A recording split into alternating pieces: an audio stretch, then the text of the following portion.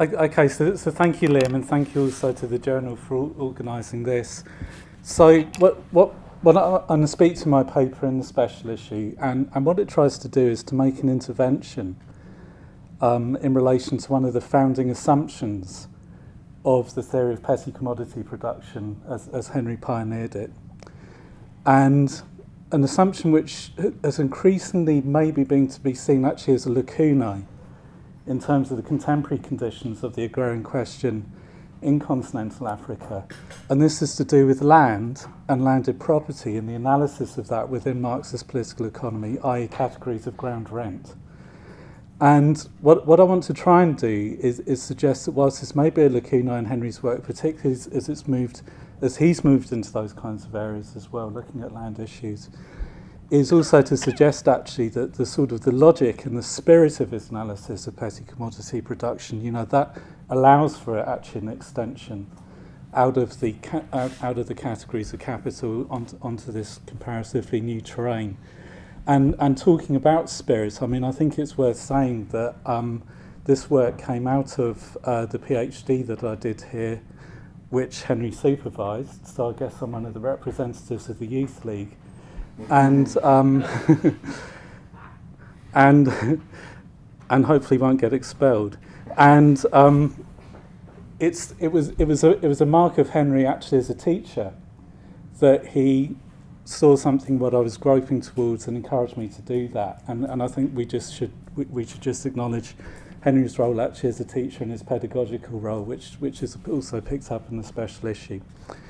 So the empirical context then of this piece will be familiar to many people, which is basically across the African continent, increasingly being documented, is rising competition and conflict over increasingly scarce and or valuable landed resources, which is in many cases now leading to their de facto privatisation or commoditisation, but within and through frameworks of customary or communal tenure. And the minute we start talking about customary and communal tenure, we're also talking about very often customary authority, which manages that. And actually there's been a resurgence of the chieftaincy of customary authority, or tribal authority in Africa at the same time. So this is a very, very real phenomenon. And I live and work in South Africa, incidentally, and it's something we're really experiencing in a very, very concrete way in South Africa at the moment, which is having all kinds of implications, including at the level of national politics. And there are sort of three dimensions of this, to summarise it, this process. One, which I think has been particularly well sort of pulled together by a great piece by Pauline Peters a few years ago in the Journal of Agrarian Change, is the way in which the boundaries of the various kinds of corporate descent groups which managed land, lineage, clan, family, village, tribe, are being increasingly exclusively defined. So there's a new dynamics of inclusion and exclusion, which is a form of privatisation, and this is typically tracing and widening the key sort of social fault lines of gender, generation, and particularly ethnicity and belonging. So this is one of the forms of the manifestation of this process. Another is, again, in an article in the Journal of Agrarian Change, is what Chim Howdu and Woodhouse term vernacular land markets, the commoditisation of land within the framework of customary tenure, where actually access to land is increasingly being traded through informal land markets. And attached to that process is actually, if you're going to get access to this land, then actually you're going to pay for it. So there are leasing arrangements emerging, and I think that's actually quite important. And then finally, all of this has to be set in a much bigger process, which of course Carlos has written a fantastic paper about, a survey of the literature on this, which is the so-called land grabbing, the very, very big sort of investments by domestic and particularly multinational capital, big agribusiness and mining concerns, this process of enclosure happening at that level as well. So all of these things are this is part of the African scene right now. And part of that, though, which is not being talked about so much, but I think actually is becoming increasingly important, is that those bodies or entities which are able to exercise authority and control over land, particularly the chieftaincy, as it becomes increasingly valuable, as others move in and try and get a slice of the action, are actually now being able to accumulate, and in some cases actually quite substantial surplus off of the capitals which want to invest in it. So the question is, how do we think about that? How do we theorise that? So that, as I said, sort of took me back to Henry's theory of, or the way that Henry had developed the theory of petty commodity production. And there, I think the lacuna emerges because of one of its key founding assumptions, the way it developed, which was that within Africa, at the time of colonialism, there was no indigenous equivalent of the great classes of feudal landed property that had historically subordinated the peasantry and shaped the divergent transitions to capitalist agriculture, obviously in Europe, but equivalents in part of the Asian world as well. And therefore, if you were going to try and understand processes of agrarian change under colonialism, the development of capitalism under colonialism, you had to look elsewhere. You weren't looking at a peasantry which was somehow in relation with a landlord class, which itself was in the process of transforming from above or from below. So the classic dynamics of above and below, the Prussian and the American paths, that was absent on the African scene. So where do you start from instead?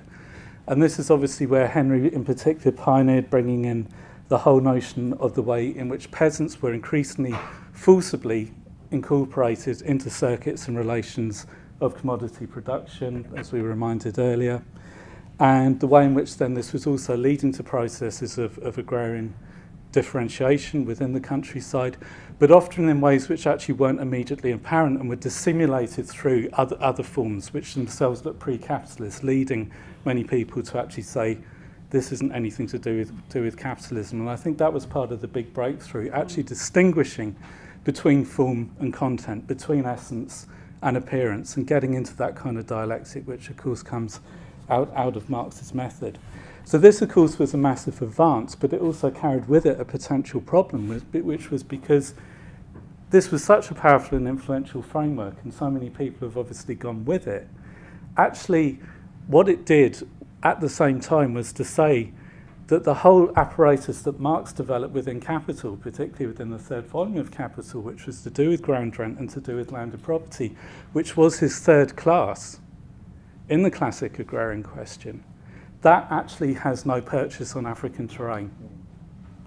So the whole analytical apparatus of ground rent is left out.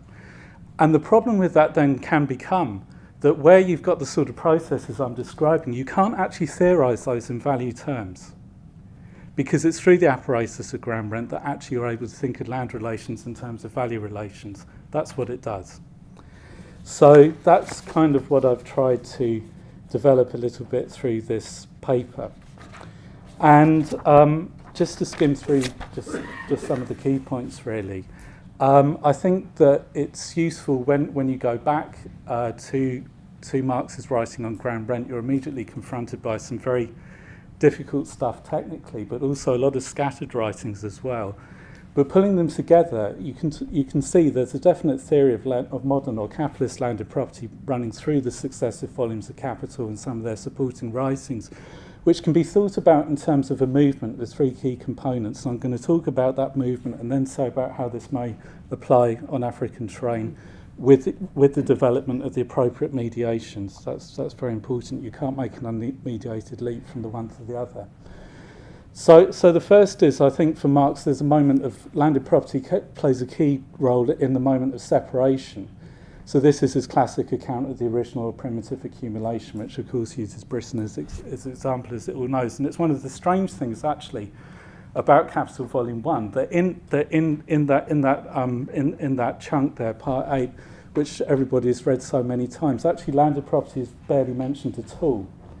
But yet, if you go on to the next chapter, which is on Wakefield and his modern theory of modern colonisation, he makes the point very, very strongly about how one of the conditions of the free form of wage labour, both its production and its reproduction, is actually private property in land.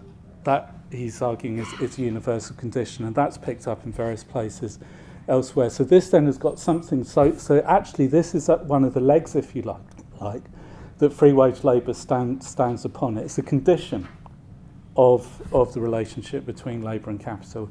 So there's a separation between landed property and labour on the land, but there's also a separation between landed property and the land and capital as well. And that then brings you to the next point, which is the point of appropriation, because, of course, if capitalism, if you like, in its origins, if it needs this form of modern landed property, which is keeping labour off the land, at the same time, when capitals now come back to invest on that land, they're confronting a barrier to investment in the shape of the private landowner, which himself is, or herself is, a creation of capitalist development. So there's a very, very interesting contradiction here, and this is where Marx really then begins to develop his categories of rent to try and explain why within value theory then these landowners are able to accumulate ground rent as a transmuted form of surplus value, where that actually comes from when land in itself has no value. Where is the value in this? And how do you explain that within the labour theory of value? And basically, within the categories of rent, one of the key effects of this is that surplus value being distributed to landed property on the land, is that it's then actually dampening the incentive to invest. In fact, it's having all sorts of effects through the emerging economy. So this leads you, I'm giving a very, very rapid sketch here, but this leads you to the third moment, which is elimination. Capital needs to eliminate this barrier to its expansion, and of course this historical materialism conference is about limits and barriers, and here is a key one. Actually, capital itself is creating a barrier to its self-expansion, and it needs to get it out the way, and there are a variety of strategies which involve, but landlords as well as struggling the other way, to strengthen their private property rights in order to be able to appropriate greater surpluses without actually having to do any work themselves. So that's a very, very sort of potted thing of the three moments, and it could be developed a lot more. But I want to suggest actually that this has application on African train, but to get from there to African train, the big problem that you then face, of course, is that the form of landed property which Marx is talking about in Capital, the examples he uses, of course, the British ones again, and it's the large landed estates. And it's about where there's clear title, and it's about where there's a whole apparatus of private property and so on, and the circulation of title for well-developed title markets. So, yes, in Africa it looks so different. So how actually do you explain that? How actually do you explain landed property, modern landed property taking the form of communal land relations within Africa? And the argument I make there is actually, this has a lot to do, and I take this from Jairus Bernardi, this actually has a lot to do with the form of exploitation. That actually there's a relationship between the form of exploitation and forms of land tenure. And in fact, Marx himself, it seems, made that point, because if you read the preface to the third volume of Capital, which obviously Engels edited after his death, Engels records that from the 1870s onwards, Marx, was furiously learning and reading Russian, reading all the Russian statistics and everything else, and actually planned that he was going to rewrite the section on capital, which ended up in volume 3, actually using Russian examples. And the reason that he was going to use Russian examples was because, quote, of the manifold diversity of forms of exploitation of the agricultural proletariat or workers and of landed property. So that to me suggests actually that Marx himself was beginning to think, so in other words, we're having to distinguish the essence from the form here a little bit, and then we have to explain why the form took the forms that it did. So the paper then goes on to try to do that, and essentially here the argument is that when colonial states were really going in hard into continental Africa, it's pretty apparent from the record, particularly in West Africa, but also South and Eastern Africa as well, that part of the imperial mandate was definitely the idea that you could actually repeat the classical paths of the primitive accumulation in Africa. Anne Phillips, for example, who's written so well on the relationship between the land and labour questions within British West Africa, really makes the point that there was a kind of constructivist programme, driven by Joseph Chamberlain, in fact, where the hope was that you could privatise property, that you could seamlessly manufacture wage workers out of the peasant population, and these would be available for agribusiness and mining industries to invest. And of course, immediately the state ran up against the problem, which, as she puts it, which was the state which had carried through the primitive accumulation within Britain over 300-400 years, had the concentrated coercive power to do it. And even then it was a big struggle. That was completely absent. So there are these attempts being made all the time to do this under different sort of metropolitan and settler pressures. You see it in John Lonsdale and Bruce Berman's work in Kenya. You see it in Sheila Marx's work on South Africa and how the migrant labour system emerges. And there's a kind of retreat. How do you solve the labour question within those sorts of circumstances in a way that actually doesn't mean that the state is going to have to go in so hard that it's just fomenting anti-colonial rebellion all the time, which is the great fear, the great constraint which is being worked under. And the answer increasingly becomes in forms of exploitation, which, for all of their diversity, at root are based on the reproduction of labour on the land. So whether you're talking about petty commodity production, agrarian petty commodity to production linked into world export markets via merchant capital within West Africa, that was broadly the regional model there. Whether you're talking about the various forms of forced farm labour in the settler highlands of Kenya, or whether you're talking about the cyclical migration increasingly systematised and institutionalised within the South African and Southern African political economies around mining and agriculture. In all of those cases, the common thread running through those different forms of labour regimes, or forms of exploitation, is the reproduction of labour on the ground, and often production there as well. So then the thing to do is actually to keep labour on the ground, to actually keep land markets out, to anchor it into non-market access through regimes of customary tenure.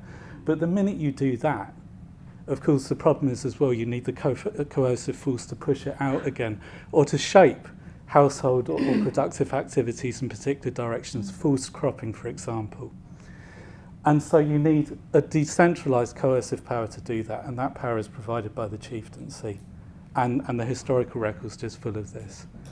So the argument then becomes that actually, although it looks completely different, and although it operates in a completely different way, this still is a form of landed property which, rather than being the purely economic form, which is divorced small relations of domination and servitude that Marx talks about in the British examples, this is one which is actually combined with political authority and power.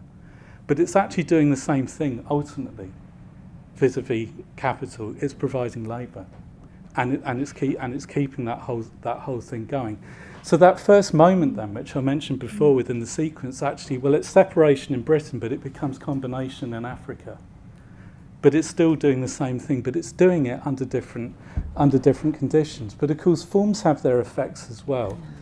So of course, this also means then where labour is being supplied to capital, it's not being mediated by the market, but it's being mediated by political mechanisms, and because they're political mechanisms, this induces a completely different sort of dynamic at the same time, even if within their essence they're similar. And I try and capture that within a formulation of tribal landed property. In other words, this fusion of tribal authority with a particular form of modern landed property to understand how that works. The next moment then is the one of appropriation. Okay, well, if we accept that the form that modern landed property took within Africa was of this tribalised form of landed property where chiefs were exercising control of power, does that then mean that when capital from the outside comes in to invest, it too is confronting a barrier to its access which is sufficiently strong where it has to yield ground rent? And well, that's a question which can only be answered through specific empirical cases, because each one of these, it's not just now about having a clearly defined relation of title and a market relation, but it's one of relative political power, what the regime is, how the colonial state intervenes in this, and whatever else. But I think actually, again, the record shows that there are many examples where this happened. So, for example, Sarah Berry wrote a very interesting book called Chiefs Know Their Boundaries, about colonial and post-colonial Ashanti in Ghana. And she documents the extraordinary extent to which chiefs through their increased power over land, which had been given by the colonial state, were actually able to extract rents from all kinds of people. The cocoa farmers which were coming onto it, timber companies and other mining concessionaires, and actually even the colonial state itself when it was looking for leases. And what we're seeing in the contemporary period is actually this kind of stuff happening more and more. But it also then brings in the final dynamic, which is one of elimination, that there are all kinds of attempts to get rid of this as well. So this can push things in different directions. And I'll give examples of that using South African ones. So to sum up all of that, what does it mean then in relation to the theory of petty commodity production? And this isn't pursued in the paper, but I'd just like to say it. I think it opens up at least an analytical possibility which we need to explore that we haven't, which is if you take the theory of petty commodity production at its face value, certainly in the way in which Gibbon and Neocosmos reformulated it, and Henry took that on and developed further, where agrarian petty commodity producers, certainly of a certain scale, are themselves a form of capital on the land. They therefore are subject to the same categories as all other forms of capital, whether it's merchant's profit or whatever, and that includes ground rent. And I think actually probably when we look closer, there's been a hell of a lot more of yielding of ground rent by competitive producers on the ground, but it could be dissimulated when it's done in relation to the chieftaincy or whatever. It could be dissimulated as a tributary payment or what have you. But I think actually the scale of this is probably a lot bigger than we realise. And we need to investigate that. The second point is, if that holds true, there's lots of ifs and buts here, but if that holds true, then actually this has bigger implications for the shaping of agrarian change on continental Africa, because on the one hand, this was very much the Brenner thesis, was arguing, actually the transition to private landed or modern landed property in the British example had a stimulus on the development of capitalist agriculture, because then you get into a situation of market dependence. And if you're having to yield a rent to get your access to your main means of production on the ground, then actually this is a stimulus to invest. So here then is pushing an accumulation dynamic. But the other side of it, which I don't think Brenner mentions so much, of course, is Marx's point about differential rent too, where of course also there's a disincentive to invest as well, because the more you develop your productive unit, the more that the landlord's going to grab a portion. Was this happening with the chieftaincy? How far does that explain particular dynamics of agrarian change, particularly, say, on the cocoa frontier in Ghana? And then the final possibility which emerges out of this is actually not a rethinking of the dynamics of from above and below, agrarian change from above and below, but also using those terms but within a different context. So whereas accumulation from above, the Prussian path is about a class of feudal landed property transforming itself from above into a class of capitalist farmers using labour repressive members, and from below is about the differentiation of the peasantry. I think certainly what we're finding a lot in South Africa at the moment, but I suspect it's going on elsewhere, is that you have a different dynamic of accumulation from above, where now as land values are rising because of the way that the broader economy is developing, actually the above is now about chiefs coming in, trying to strengthen and secure their control of the land so that they can grab more of the surplus through these land-based forms of accumulation, and smaller groups fighting them, but also organised as corporate landed property, saying actually, customarily, this land belongs to us and it should be completely ours, and the mining company or the tourism concern or whatever should be paying us the least money instead. And that is a very real and live dynamic on the continent at the moment.